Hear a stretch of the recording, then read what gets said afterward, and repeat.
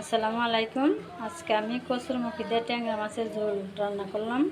আমার আজকের রেসিপিতে থাকছে ট্যাংরা মাছ আর কচুরমুখী। এই কচুরমুখী দিয়ে আর ট্যাংরা মাছ দিয়ে আমি সুন্দর একটা রেসিপি বানাবো। আমি তাহলে এখন রান্নায় চলে যাই।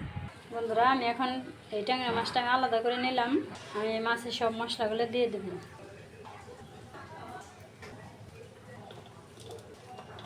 এখন আমি কড়াইতে তেল দিয়ে দেবো। এখন আমি মাছটা দিয়ে দিলাম। মাছগুলো আমি একটু কষিয়ে নেব। বন্ধুরা, আমি ভালো করে কষিয়ে নিলাম। এখন আমি মাছটা নামিয়ে নেব। এই বাটিতে ঢেলে নিলাম। এখন আমি এই কড়াইতে আর একটু তেল দিয়ে দিব। পেঁয়াজ দিয়ে দিলাম, কাঁচামরিচ দিয়ে দিলাম। এখন আমি বাকি মশলাগুলোও দিয়ে দেব। সব মশলাগুলো দিয়ে দিলাম। এখন আমি একটু কষিয়ে নেব। এখন আমি কচুরমুখীগুলো দিয়ে দেব। কচুরমুখীটা আমি এখন সুন্দর করে কষিয়ে নেব। এই যে বন্ধুরা, আমি সুন্দর করে কষিয়ে নিলাম। এখন আমি পানি দিয়ে দেব। এখন আমি মাছগুলো দিয়ে দেব।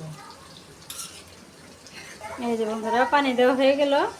বন্ধুরা, আমার কচুরমুখী দিয়ে ট্যাংরা মাছের ঝোল হয়ে গেছে। এখন আমি নামিয়ে নেব। কচুরমুখী দিয়ে ট্যাংরা মাছের ঝোল আর কচুরমুখী, সেই কারণে আমি একটু ঝোল বেশি করে রাখছি। তাহলে আমার এই ট্যাংরা মাছ আর কচুরমুখী রেসিপি কেমন হলো অবশ্যই কমেন্ট করবে। তাহলে আজকের ভিডিও এখানেই শেষ করলাম। সবাই ভালো থাকবে, সুস্থ থাকবে। আল্লাহ হাফেজ।